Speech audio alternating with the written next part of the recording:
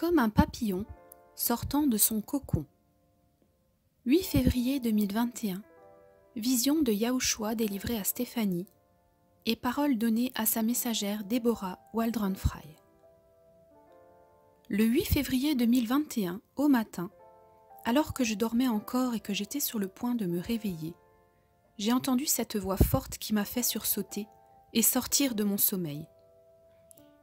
Le papillon, avant de s'envoler et de déployer ses ailes, il se transforme dans son cocon. C'est le temps indispensable à sa nouvelle nature. Cette voix était accompagnée d'une vision très brève d'un magnifique papillon qui s'envole loin de son cocon. J'ai alors eu la grâce de comprendre que les temps dans lesquels nous sommes se transposent à cette merveille de la nature et reflètent notre état actuel où tout semble être en attente.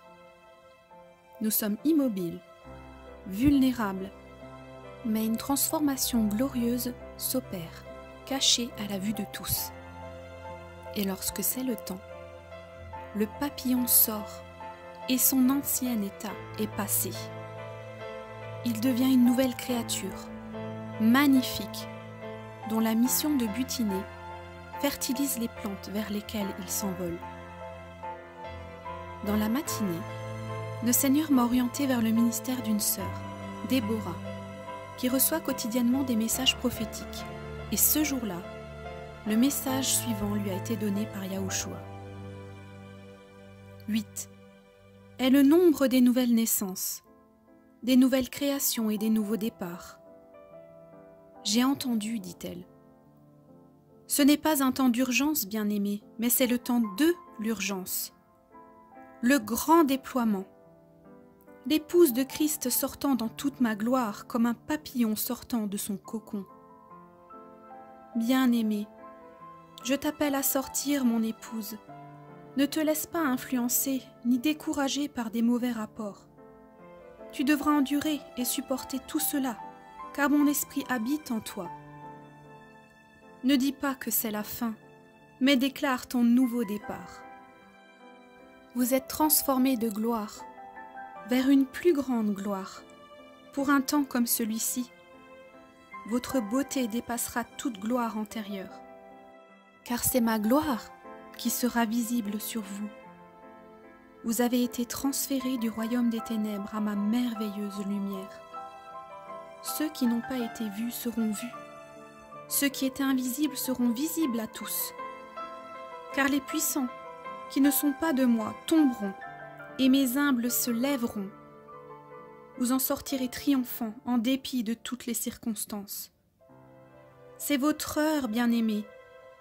Lève-toi et brille, c'est le temps du réveil. Ceux qui détiennent ma vérité ne resteront plus dans l'obscurité à l'abri des regards. Mais je vous amène devant des rois, devant des princes et des grands hommes. Le monde verra l'épouse de Christ dans toute ma gloire. Écoute ton bien-aimé parler.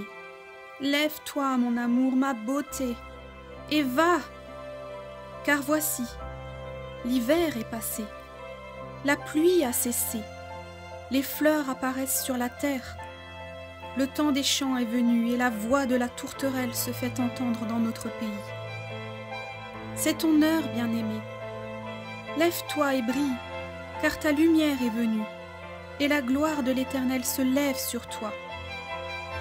Voici, l'obscurité couvre la terre, et d'épaisses ténèbres s'abattent sur les peuples. Mais l'Éternel se lève sur toi, et sa gloire apparaîtra sur toi. C'est le temps de votre émergence. Note explicative et référence scripturale. Émergence, du latin mettre en lumière, est un processus consistant à se faire voir ou à être exposé après avoir été dissimulé.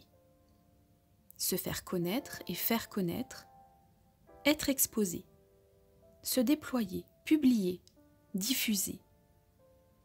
Ce mot signifie aussi la libération d'un insecte ou d'un autre invertébré d'un œuf, d'un cocon ou d'un état de nymphe. C'est le processus de création, de visibilité.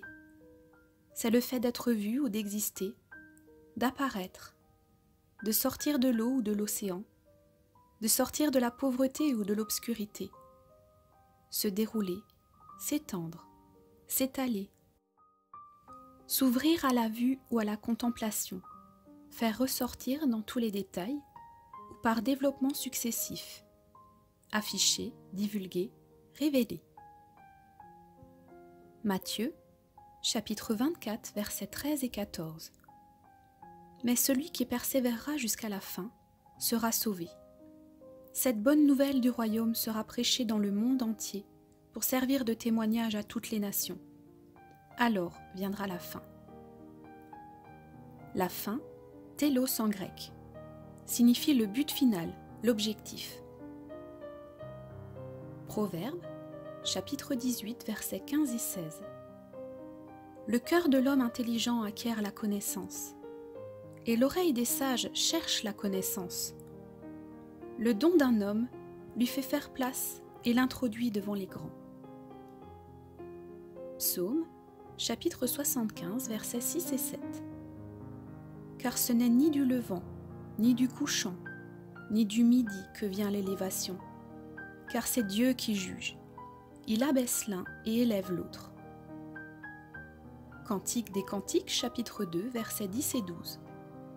Mon bien-aimé m'a parlé et m'a dit : lève-toi, mon ami, ma belle, et viens, car voici, l'hiver est passé, la pluie a cessé, elle s'en est allée. Les fleurs paraissent sur la terre, la saison des champs est arrivée, et la voix de la tourterelle s'entend dans notre pays. Ésaïe, chapitre 60, versets 1 à 3. Lève-toi, resplendis, car ta lumière est venue, et la gloire de l'Éternel se lève sur toi. Car voici, les ténèbres couvriront la terre, et l'obscurité profonde les peuples.